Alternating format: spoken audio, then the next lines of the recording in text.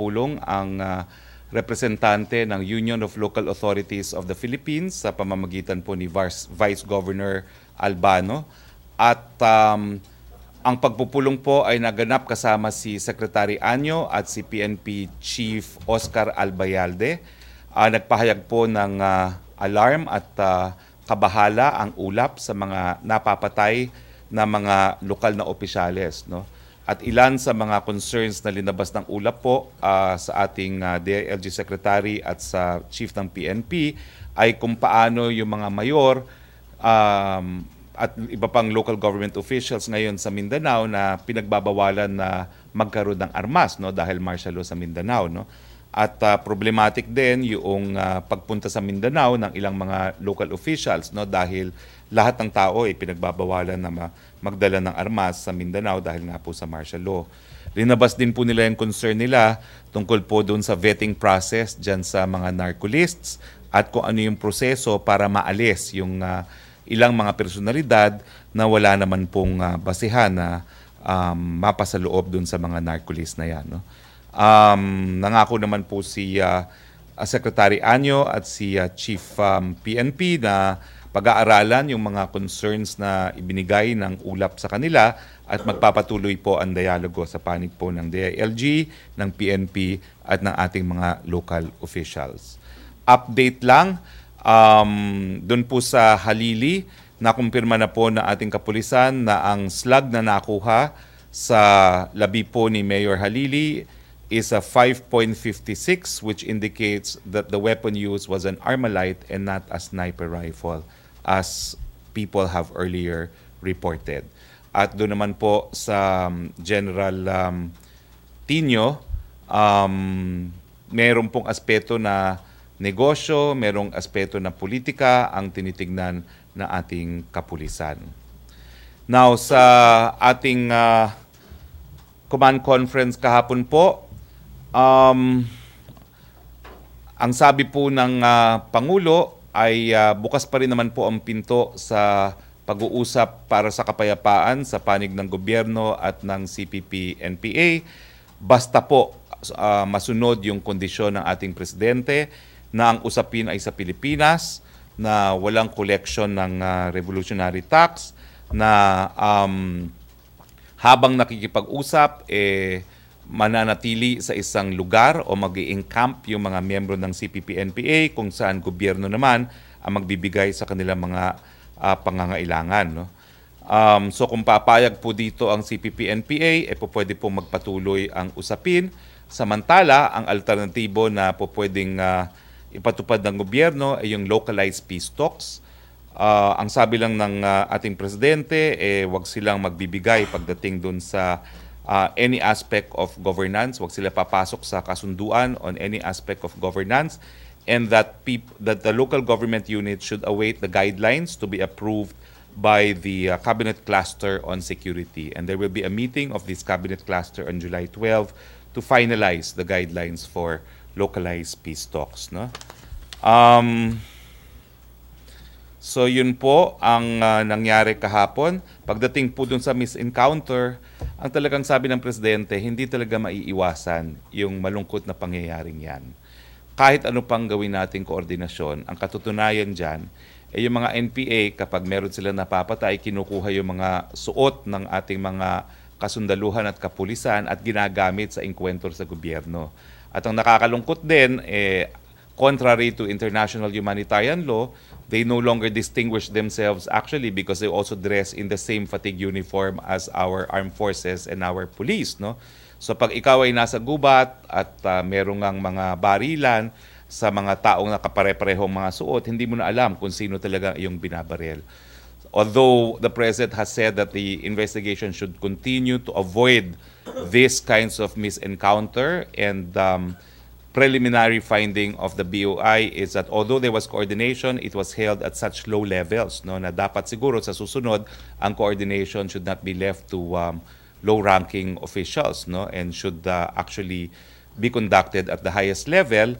Ang presidente is really encouraging both the PNP and the AFP to move on from this incident, to learn from this experience, Although, ang sabi nga ng Chief PNP ay hindi naman natin makokontrol kung ano talaga ang gagawin ng mga kamag-anak ng mga naging biktima sa hanay po ng kapulisan. But the President said, alam mo, this is Murphy's Law. If things will go wrong, everything can go wrong. And this is exactly what happened in the Summer Miss encounter. It's no one's fault. It's both their fault. We'll learn from it. We will have better coordination henceforth. But we offer our condolences to the family of those who were slain. But the President really wants to move on dahil wala namang gusto siguro na nagbabarilan at nagpapatayan ang parehong taong gobyerno. No? Now, on other matters, I'm pleased to announce that one of my pet bills in Congress has been signed into law. This is RA 11037, Masustansyang Pagkain para sa Batang Pilipino Act. This is the feeding program where we seek to provide free lunch to all grade school and kindergarten and children in our daycare facilities. No? This was signed into law by the President, and this aims to combat hunger and undernutrition amongst the youngest member of our society, for it is really a sin, no, that while in the past the problem was how to spend the annual appropriations budget, there are around 6 million Filipino children who still suffer from acute malnutrition. And in this regard, nananawagan po kami sa mga LGUs at sa mga magulang, makipagtulungan po tayo dahil yung pagsisilbi ng pagkain para sa ating mga kabataan, wag naman po nating iiwan tuluyan sa mga principals at sa mga guro. No? The DepEd has said that they have had best examples already on feeding programs, and those one feeding program that has proven to be hugely successful, dyan po sa Combal, at matindi po ang koordinasyon sa panig ng LGU at ng mga eskwelahan. Dahil ang LGUs daw po ang nagpo-procure nung pinapakain para sa ating mga kabataan. On other developments, we're pleased to announce that the exports of electronics products recorded a 5.5% growth, reaching $2.98 billion worth of export receipts in April 28, compared to $2.82 billion of the same period last year, according to the Philippine Statistics Authority. Similarly, the semiconductor and electronic industries in the Philippine Foundation, Inc. reported a 3.3% growth in the cumulative electronics exports for the period of January to April 2018, reaching an amount of $11.75 billion compared to $11.38 billion for the same period last year. And good news, the outlook for the Philippine economy continues to be strong.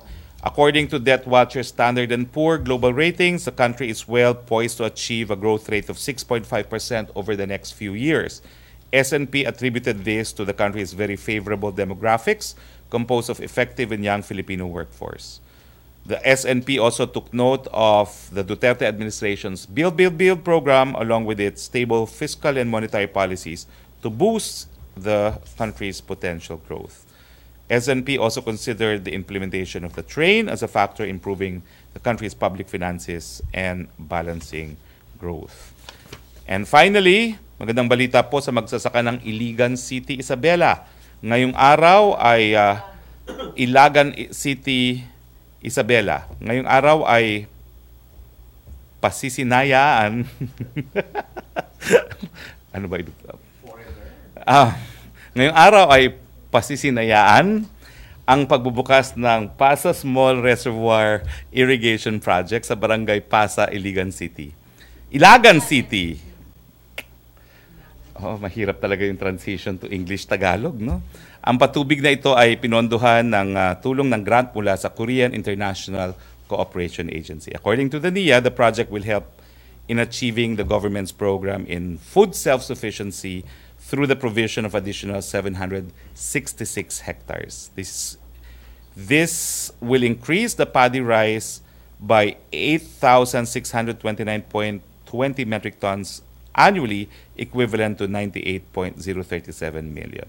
It also features fish culture that can produce 2,550 metric ton of fish, which means additional income for the farmers and other residents in the area. So, information overload. Questions, please. Dexter Ganibe. Sec, good morning.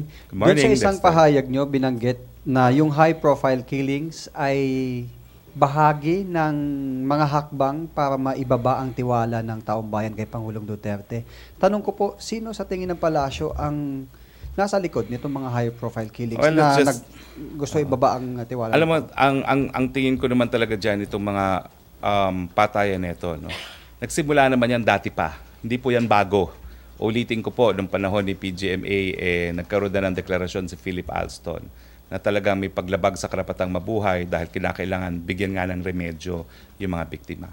So sa akin po, importante na panindigan ng Estado yung kanyang obligasyon na talagang bigyan ng katarungan yung mga biktima dahil kung hindi, paulit-ulit po itong mga patayan na ito, kinakailangan ibalik talaga yung takot sa puso at isipan ng mga pumapatay. So yun na lang po.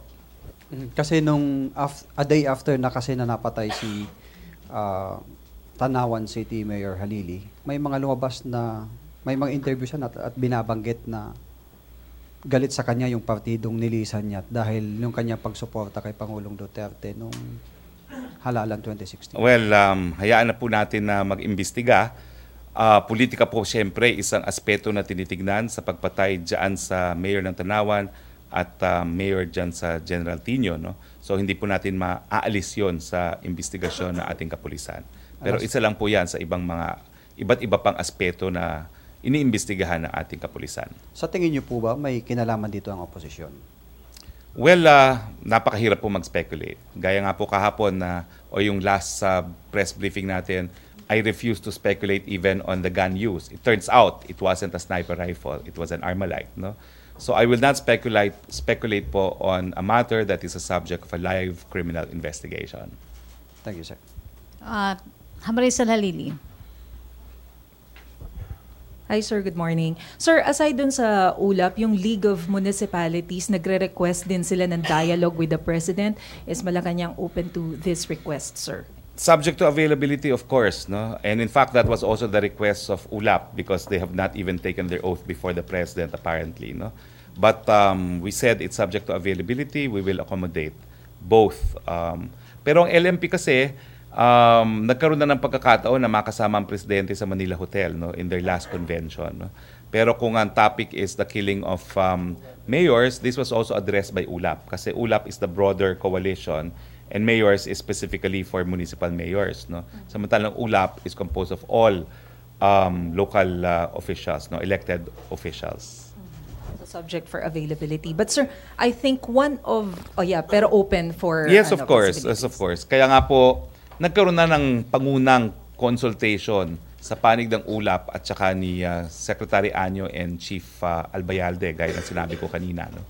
So alam na natin initially kung ano yung mga immediate concerns ng ating mga locally elected officials. I think, sir, one of their concerns also, ibalik daw sa mga mayors yung supervision ng police because I understand marami sa kanila yung natanggalan because included sila doon sa narco list. So, what do you think of this, sir? Well, lumabas din po yan sa kanilang consultation, no?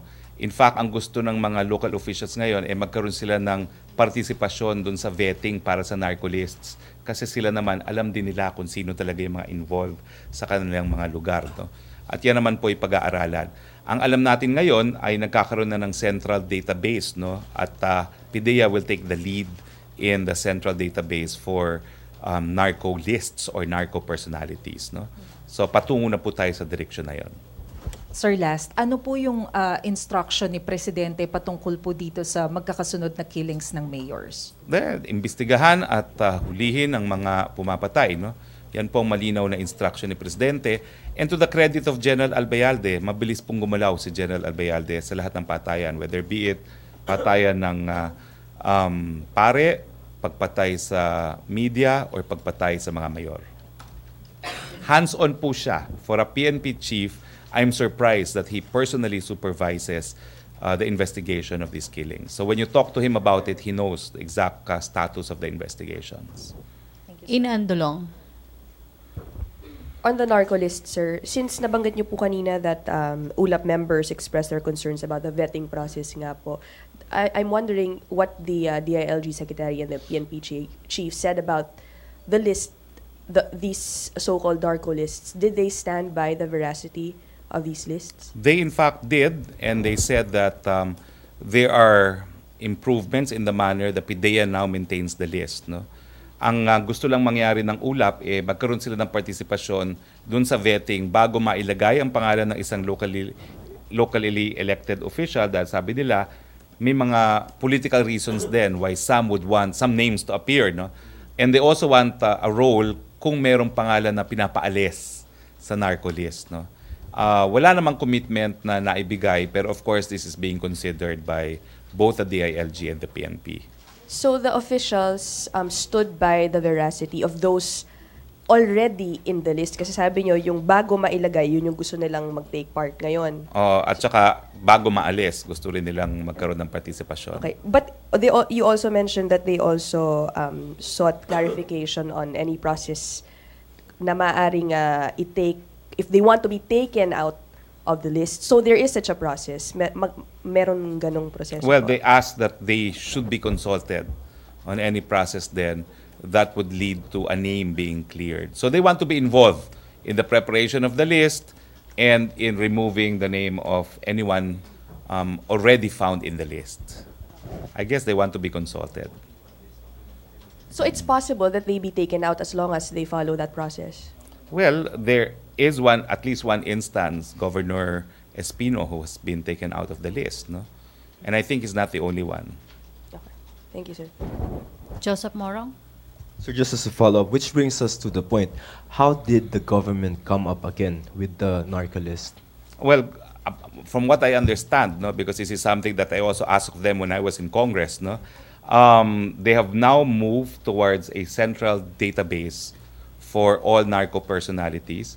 So apparently, all agencies now coordinate with PIDEA because PIDEA has the mandate under the law to implement the Dangerous Drugs Act. All intelligence information are now submitted to PIDEA, and it is incumbent upon PIDEA now to verify these intelligence reports. Okay, so it will be PIDEA who's parang clearinghouse, no? Yes, because PIDEA, by law, takes the lead in the implementation of the law. Okay, so with regard to Mayor Halili, do we still maintain that he is linked to drug trade? Factually, he's in the narco list. Okay. Kasi po yung may statement yata si Senator Lacson kanina in the press conference that the family does not believe that and they believe that the government may have something to do with the killing. Well, that's a speculation. Question? Unfounded at that. Because apparently, iba't ibang aspeto ngayon ang lumalabas sa pag-imbestiga kay Halili, and meron pa ring aspeto na yun na nga, no, it's still born out of the drug trade. That's one of the angles that they're looking at. Although meron pang dalawang anggulo, politika at negosyo. Sir, yun bang drug narco list, can you consider this as a kill list? No. Because there's no mandate to kill them. Chris Jose? Sir, nabanggit nyo na para matakot yung mga tao na gumawa ng krimen. Do you think, sir, it's about time na ibalik ang death penalty? The president believes in the death penalty. But he believes in the, especially for big-time drug offenses. No? I think that has been the consistent position of the president. Sir, misked na po ba kung bibisita ang Pangulo sa burol ni Mayor Bote? Wala pa pong balita at wala pa po sa schedule. Thank you po. Follow-up? But in fairness, no one is accusing the government for the killing of Mayor Bote because he is an administration ally.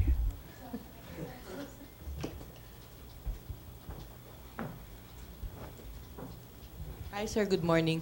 Sir, magmula noong Yes, 2016, ilang beses na naglabas ng narco list yung administrasyon. Sa dami po ng nakalagay doon, ilan na po yung nakasuhan, ilan na po yung nahuli, ilan na yung nakulong, ilan na yung namatay.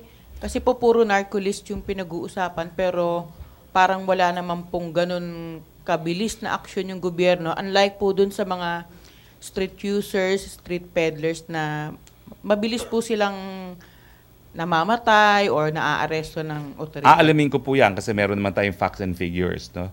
So, i-request ko sa facts and figures na i-include yung datos na yan. Sir, thank you.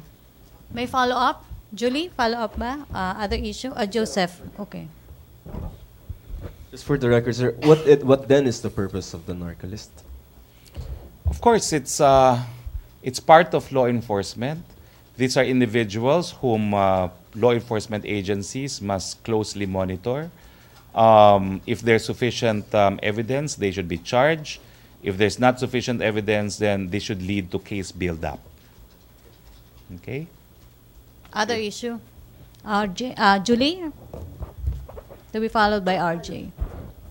Sir, yesterday sa command conference, na-discuss po ba kay President Duterte yung killings of the 2 mayors recently? It was part and parcel of the report rendered by the PNP. The format of the case of the command conference is the PNP will render its report, the AFP will render its report, PNP focuses on drugs and other crimes, whereas the AFP focuses on terrorist groups as well as threat from external forces, no, including status of disputed territories. No? So it was taken as part and parcel of that. Did he have any particular insight on the issue? Wala naman po because ang nai-report nga lang is alam na nila na 5.56 ba yung sharpnel yung nanakuha, no? So indicating that the weapon used was Armalite and not a sniper rifle as people speculated earlier. RJ? Sir, sabi ng CPP, imposible daw po yung localized peace talks kasi nagkakaisa naman daw po yung CPP, NDF, tsaka NPA. Let me be very clear, no? I know some of you get frustrated because you always want me to comment on every time Joe Maciso says anything. I'm not under compulsion to comment on anything Joe says. Now that peace talks are not being held, he's completely irrelevant as far as I'm concerned. So, Joe Macison can say anything he wants. That's his opinion. He's even living 10,000 miles away. So I don't see how he can even be relevant. But I know that local government officials have been conducting localized peace talks resulting in surrenders. That's why bulk of the surrenderies that we have, particularly in the Davao region, is a result of negotiations between the fighters themselves and the local government units. So, paumanhin po, but it will now be a policy. Dededmahin ko na yun si Joe Macison because he ceased to be relevant now that wala na tayong peace talks. If I were to comment, I'm going to make news out of their propaganda. So I will let it remain as propaganda. Considering the fact that in their propaganda, the president will only stay until October 18. So the president nga was joking, ba't pa tayo magpapatuloy dyan? Hanggang October 18 lang naman pala ako according to Joe Macison. Sabi ko nga, for the past 60 years, sinasabi na niya, mabubuwag na niya yung gobyerno. No? So anyway, that's how we should treat statements from the CPP and PA. If they had their way, the president's last day would be October 18. No one in their right mind believes that. Sir, yung meeting sa July 12, sino-sino po yung involved doon? Cabinet Cluster on Security. Okay, thank you. Pia Gutierrez. Sir, what caused the president to change his mind on the resumption of the peace talks? He didn't. Well, it wasn't really a change of mind. No, remember, he asked for time to review all the talks, and he was surprised that they were insisting that it be held in Norway. Kasi nga paulit-ulit ng imbitasyon niya, umuwi ka dito. I guarantee your safety. I guarantee that I will even feed and house your troops. You will choose an area where you will be encamped for the duration of the peace talks. So he doesn't see why the talks have to be held abroad. And yesterday, we were briefed on the different agreements that were entered into.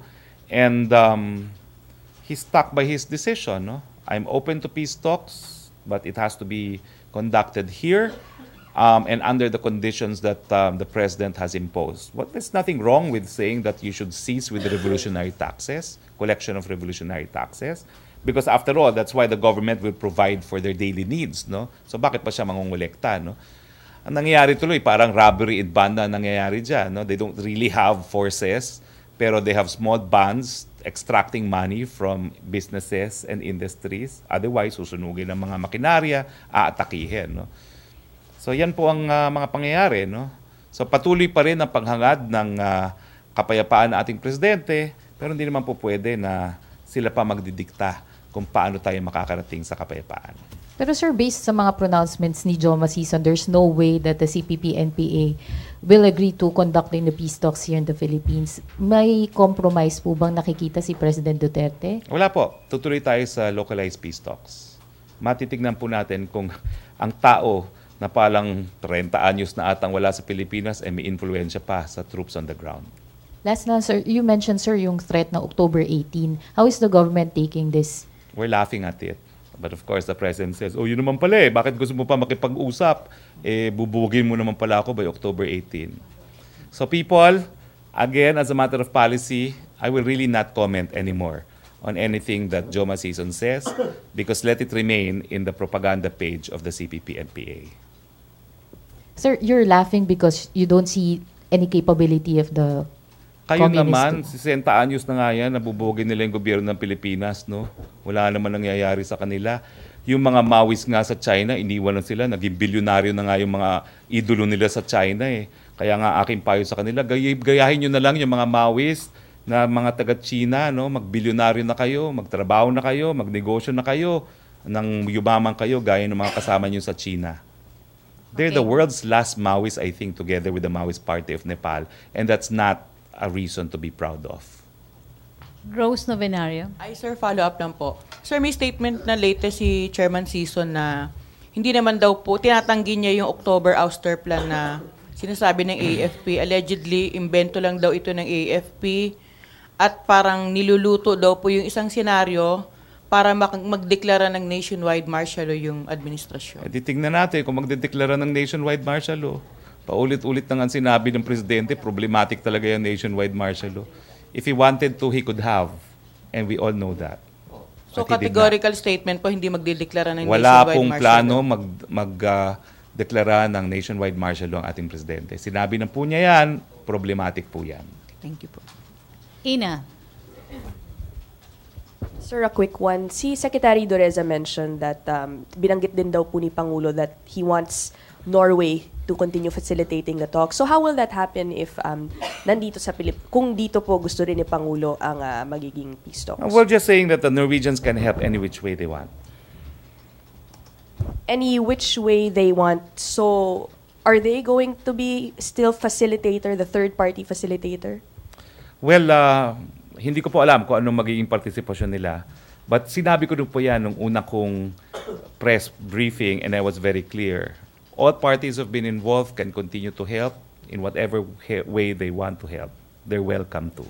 So can you not confirm that the President does want Norway to keep that role as mentioned by Secretary Dureza in a statement? Let's just say that the President did not dispute that the Norwegians can be third-party facilitator, but there was no outright statement that they will continue to be third-party facilitator. Ang sinabi lang talaga is anyone can help in the process if they want. If the Norwegians can help in localized peace talks, they're more than welcome to do so. Okay. Thank you. Follow-up. RJ. Hindi naman po tayo para tumanggi sa mga tulong na binibigay, no? So whatever way they can help, they're welcome to help. Follow-up ba? Joseph. So, ibig sabihin, sir, the Norwegians can be facilitators regardless of place, right? Kahit saan naman po pinag-uusapan yan. Iba naman po yung venue doon sa kanilang tulong, which we continue to appreciate. Last question na tayo, RJ. Sir, 5.2 inflation rate reaction po. Well, we've explained this before, no? There's money going around. That's why you're bound to have inflation. There's money from the free tuition. There's money from taxes that should have paid by those earning $250,000. There's money because of economic activity spurred by the build, no? But it's not something to worry about. It's within historical amounts. It's higher than usual, but it's not something that we should be alarmed. At may 1 peso increase din po sa jeepney fare. Yes. So it's a result of the increase in price of petroleum, but we assure you if the price of petroleum goes down, there will be corresponding adjustments as well. And the good news nga pala, no, is that the implementation of the Russian diesel is ongoing. The problem is we don't have enough depots, no? But I think government is encouraging the private sector to build depots now because we're really focusing on energy security. Ralph muna. Ralph? Sir, yung ano po, 'di ba meron pong jeepney fare increase po. Will the government push through with the train law pa rin po kasi medyo crushing na po siya sa mga mahihirap. Gaya po ng sinabi natin, no, ang pinapatupad po ngayon ay yung mga amelioration measure. Yung 200 po na unconditional cash transfer. Yung dati po kasi conditional cash transfer. Yan yung 4 Ps na kinakailangan papuntahin sa eskwelahin, papuntahan sa health center yung mga anak. Ngayon po, unconditional. So, dinoble po natin. No? Nagkaroon ng 200. Tapos, meron ding unconditional cash transfer sa mga senior citizen. At saka yung jeepney voucher, 5,000 per unit will be implemented this July. Yan po ang pinapatupad ng gobyerno para maibsan yung epekto ng train. Sir, enough po ba yung 200? Kasi kung susumahin po yun, parang 4 kilos of rice lang po. Hindi po, pero yung pagtaas naman po kasi ng mga produkto, kung hindi ka naman nagdadrive ng kotse, hindi ka rin magbabayad ng ganung kalaking excise tax sa fuel. No? So, alam namin hindi enough yun, pero kaya nga po ang tawag doon, amelioration, para maibsan. Marisa Lalili. Ay, sir, other issue on a lighter note. Can you confirm, sir, if Joyce Bernal will be directing the State of the Nation address? You know, ang hirap dito sa aking, sandali, let me see if there's an answer. Ha? I'm still not at liberty to confirm. She already confirmed. She already said that in an interview, so we just would like to get a confirmation from Malacanang, sir. Well, I just requested if I could confirm and they said not yet. Maybe because there's no signed contract yet. Oh. And you know the policy of this office, I need a document. But I heard the same. I just can't confirm because I don't have the contract, no? So, and I'm looking because I requested. But I heard the same, but I'm not able to confirm yet. I will confirm as soon as I have the document. Meaning, sir, she will not do this for free. I do not know, but there has to be a document somehow. Okay, if she's going to do work. And sir, ano yung kakaibang pwede namin i-expect from the SONA? Anyway, hindi pa naman SONA talaga. So next week tayo mag-SONA watch. But one difference is magkakaroon po ng pre-SONA briefings. Yung mga economic clusters that will be held in PICC. That's to give the President latitude to say whatever he wants during the SONA. Because he has already laid out his achievements, no, in the different clusters. Sir, I understand wala pang contract si Ms. Joyce Bernal, pero why did you decide na magpalit ng director? I mean, from Brillante Mendoza for 2 consecutive sonas. Alam mo, hindi pa nga ako nagko-confirm na Joyce Bernal eh. Siguro next week when I'm able to confirm, then we can discuss that. Ha? Pero I really asked, could I confirm? Sabi, well, not yet. Okay, last two. Tina, magtatanong ka ba? Joseph, sige. Sabi niyo, sir, yung pre-SONA briefings, that's to lay out talaga yung mga technical aspects of the SONA. Achievements. No? So does that mean the President will be extemporaneous in his SONA this time? Well, I think there is still a speechwriter, but I think they want it to be a message straight from the heart of the President, not hindered by the need to report on the different achievements. No? So the different achievements will be reported by the different clusters in the different pre-SONA briefings that will be conducted. So yun nga, sir, parang medyo free-flowing. Well, I don't know what is meant by that. I know who's writing the speech, but I haven't actually sat down with them. So sabi ko, I need to sit down with you people and find out what exactly you will put in the speech, because obviously a major change is that there's now a pre-SONA briefing by the different clusters, no? So, naiintriga tayo lahat kung anong sasabihin ng Pangulo. Sir, super. Sir, si Presidente said something about the pamatong petition before the Supreme Court during the anniversary of the Solgen. Of course, he's being sarcastic about it. But do you think that petition can prosper in the Supreme Court? Well, I'm not party to that. I think it's a far shot. I think it's not the right venue to begin with because the president is an elective official and the Constitution says that all controversies for the president and the vice president must be filed in the Presidential Electoral Tribunal.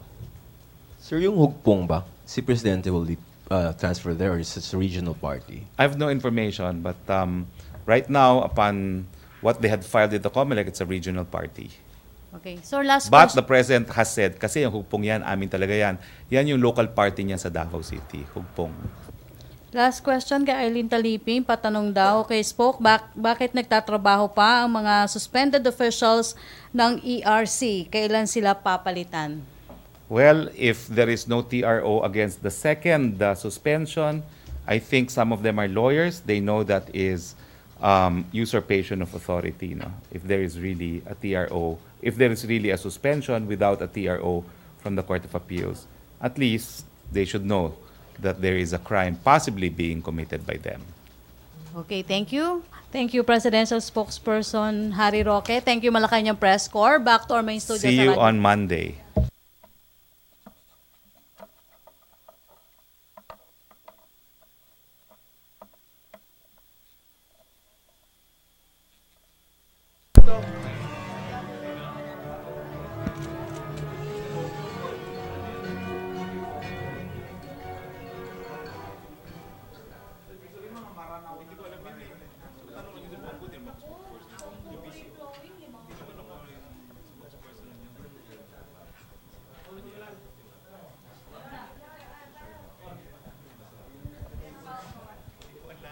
Hindi rin ako spokesperson ng PCO. I only speak for the president. Paano naman ako magsasalita dyan? Although, I have to say, I haven't seen Martin Andanar for like 2 months already. He's Dito? virtually missing. Wala, I haven't seen him at all. Bakit? Ewan ko. I don't know where he is. I haven't seen him. Kasi ang daming mga issues. O bakit na naman kayo nandito lahat? So yung sa official gazette, meron yatang natanggal na mga martial law.